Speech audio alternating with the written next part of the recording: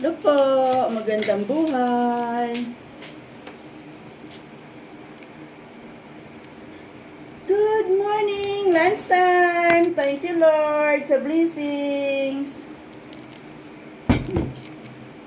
Na. Inaayos pa eh. Yan. Tara po, kain. It's okay. Lunch po tayo.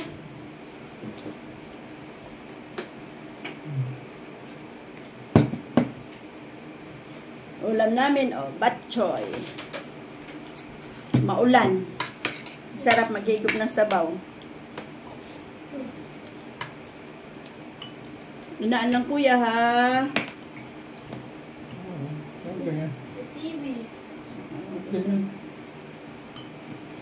Ano ka ano?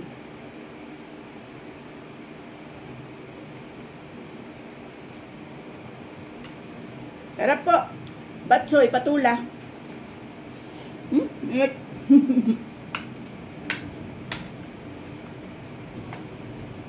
Buong araw na naman uulan-ulan, oh. Parang walang pag-asang sumikat ang araw.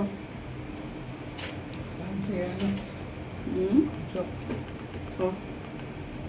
Bakit?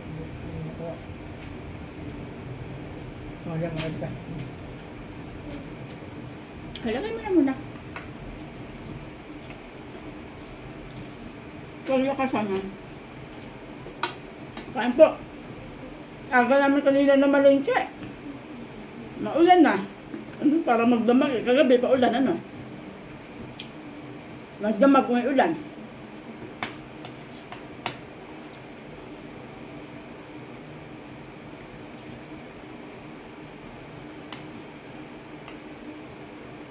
Tara po, kain. Sarap yung bakso, masarap sabaw. Please.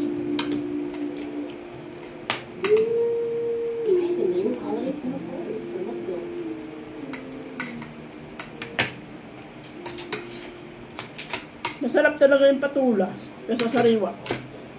Namis.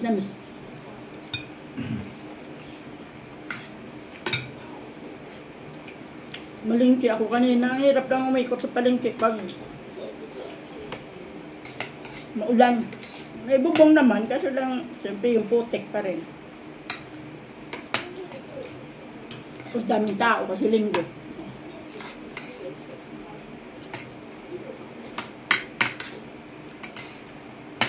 Ulit din nga kami nakauwi. Kain po.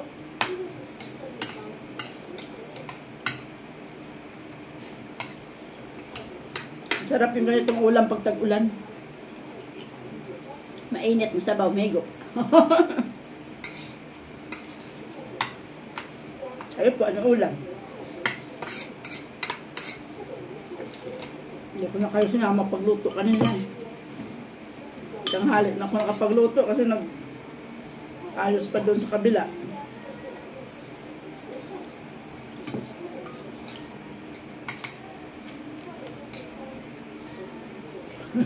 May nagko-concert sa taas.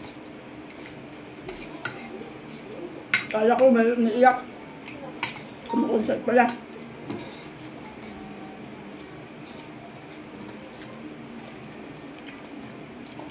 Pag ganitong panahon, baka bukas mag-suspend na naman ng klase.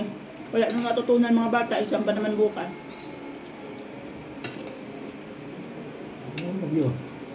Wala nang bagyo, pero magdamag ang ulan. Ano? May bagyo ba? Ang alam ko wala eh. Pero ang ulan eh, ano? Lalakas, hihina. Yan, sabi ng ulang pamayaman.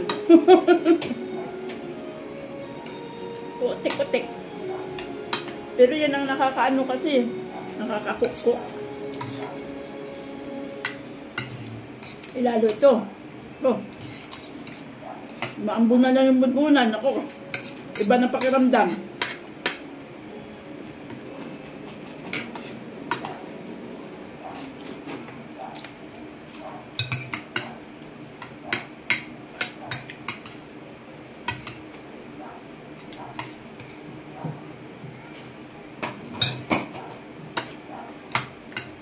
Exam ng mga bata bukas.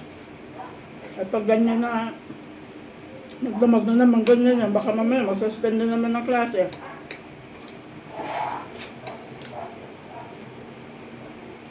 Isang linggo silang walang ano eh, face to face. Kasi mula nung Monday hanggang Wednesday, modular. Tapos yung ano daw, Huwebes saka Biyernes, hanggang ngayon, semester breakdown. Balik nila bukas, December 2. Saka exam ng ano, second quarter. Ang daming sined ng advisor nila na ano, printers. Sabi nung panganay kong apo, sigurado daw sasakit na naman daw ulo niya.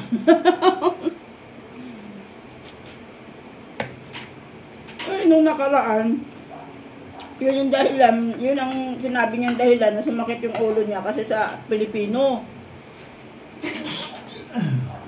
Excuse me po. Naambunan na naman kanina. May quiz daw sila sa Pilipino. Hindi daw talaga niya maintindihan. Sumakit daw ulo niya. Abay, nilagnat. Pinasundo ng teacher galing sa school at sobrang init. Pagdating nito sa bahay, tinanong ko, bakit gano'n? Ano nangyari? Eh, hindi naman okay naman yung ano niya nang pumasok eh. Sumakit daw ulo niya dahil hindi daw talaga niya maintindihan yung Pilipino nila. Patay tayo dyan. Yung talaga siya hirap sa Pilipino.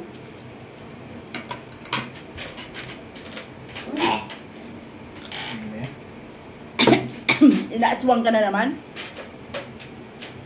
Ganun daw yun, di ba? Pag kumakain ka, tatsing ka ng atsing.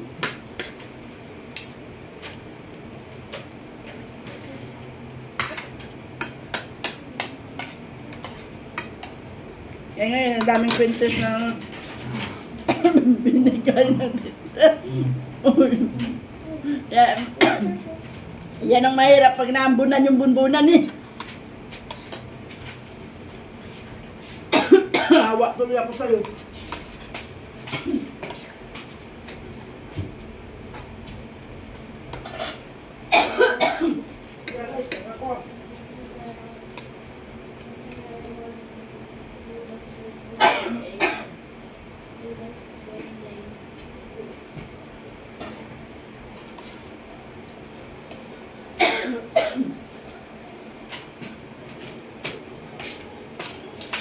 Nag-extra rice lang.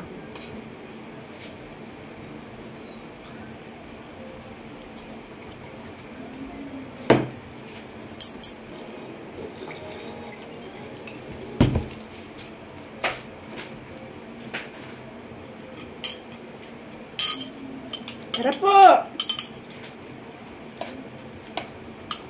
Ayan.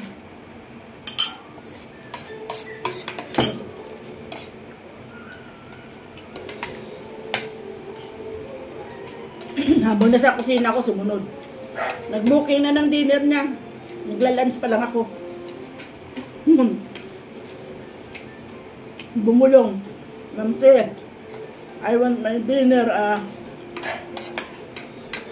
noodles and boiled egg. Noodles with boiled egg. Yun daw dinner niya. Samantalang nananghalian pa lang ako.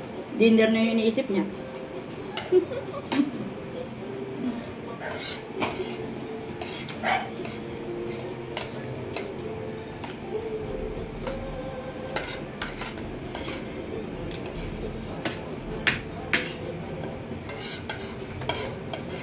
Uso na naman ngayon ng mga bata.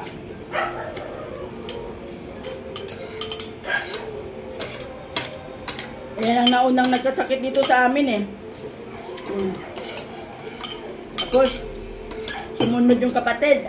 Mas malala yung kapatid. Talagang na-hospital talaga eh. Hindi pa rin nakaka-recover. May ubo-ubo pa rin. Eh, sige, ang gamot.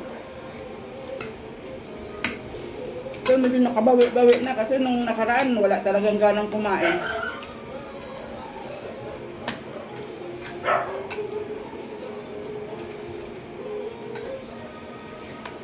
Ito na. Yes. Eat bulaga.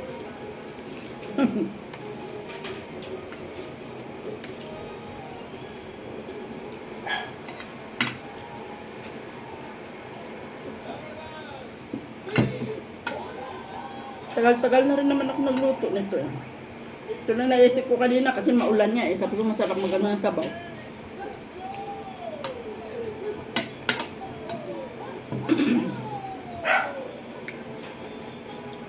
Nakaraan naglaga na, sigang din akong isda. Kahapon sinigang na isda yung ulam namin.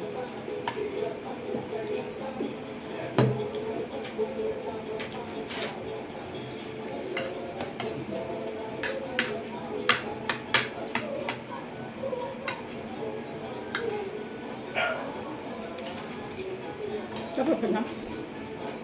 Bagay ka na dun. Why? Bawal na. Paano? Ating ng atsing. Wala sa kondisyon. Hindi na nga, babay na rin niya ako. Bye-bye po. Thanks for watching. Magandang buhay sa lahat. Love lang po. Shout out.